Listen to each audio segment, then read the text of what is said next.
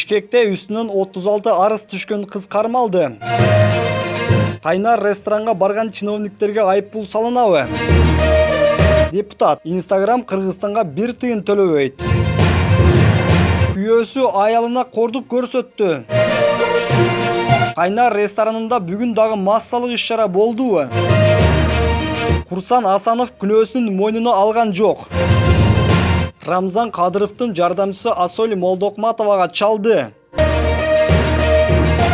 Бишкекте алдамчылыкка шектелип 19 жаштагы кыз кармалды. Бул тууралуу 1-май райондук ички иштер башкармалыгы билдирди. Маалыматка ылайык, милицияга арыз менен Бишкек шаарынын тургуну кайрылган. Forex фонддук биржасынын кызматкерибиз деп өздөрүн тааныштырып, арыз ээсинин 1.615.900 сом акчасын терминал аркылуу алышып, из жашырып кетишкен. 1-май райондук соту кармалган кызды 2 айга камакка алды. Мамлекеттик санитардык эпидемиологиялык көзөмөл борбору жеке жактарга айыппул сала албайт. Бул тууралуу аталган мекеменин жетекчиси Кубан Кундашев билдирди. Эгер бизге эртерээк маалымат келип түшкөндө, акимчиликтин кызматкерлери жана укук коргоо органдары барышмак. Азыркы учурда массалык иш-чара өткөргөн Кайнар ресторанына 3000 сом айыппул салынды деп билдирди Кундашев. Белгилей кетсек, экс-депутат Өмүрбек Бабанов эжесине Кайнар ресторанында 200 атка минерди чакырып Куран окуткан. Дүйнөдөгү ири компаниялар Кыргызстанга бир дагы тыйын төлөбөйт. Бул тууралуу депутат Гүлшат Асылбаева билдирди. Бизге Кыргызстанга Google дагы, Facebook дагы, Instagram дагы бир тыйын төлөбөйт. Бирок биздин акылыбызды колдонот. Дүйнөлүк компаниялар Кыргызстандын бюджетине акча төлөш керек, деп билдирди депутат.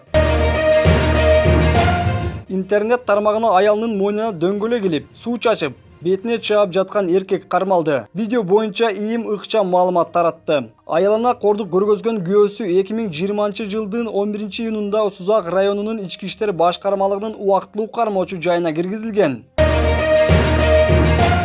Бишкектеги Кайнар ресторанында бүгүн 12-июнда дагы массалык иш-чара өткөрүлдү. Бул тууралуу сүрөт интернет тармагына жарыяланды. Сүрөттүн авторунун айтымында, сүрөт бүгүн тартылган. Көрүнүп тургандай ресторандын залында уруксат берилген 50дөн ашык адам отурат. Эскерте кетсек, Кайнарда кечээ 11-июнда массалык иш-чара өткөрүлүп, айыппул салынган эле. Кыргыз Республикасынын биринчи вице-премьер-министри Кубатбек Боронов бул иш-чара аша чапкандык деп белгилеген.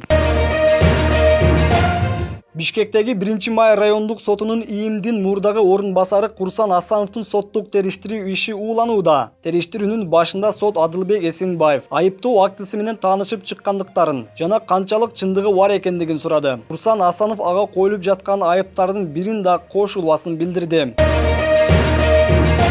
Чеченстандын президенти Рамзан Кадыров Кыргызстанда карлар үйүндө жашаган Грозныйдан келген Данганы мекенине алып кетет. Бул тууралуу Асоль Молдокматова билдирди. Чеченстандын президенти Рамзан Кадыров Кыргызстанда карлар үйүндө жашап жаткан 81 жаштагы Грознылык Данга тууралуу тарткан сюжетимди көрүп, жардамчыларына мени менен байланышууну тапшырыптыр. Алар мени менен байланышты. Данганы алып кетүү ниетин билдиришти. Мындай аракети менен Рамзан Кадыров мени таң калтырды. Мына чыныгы элдин атасы ушундай болуш керек, дейт Асоль Молдокматова.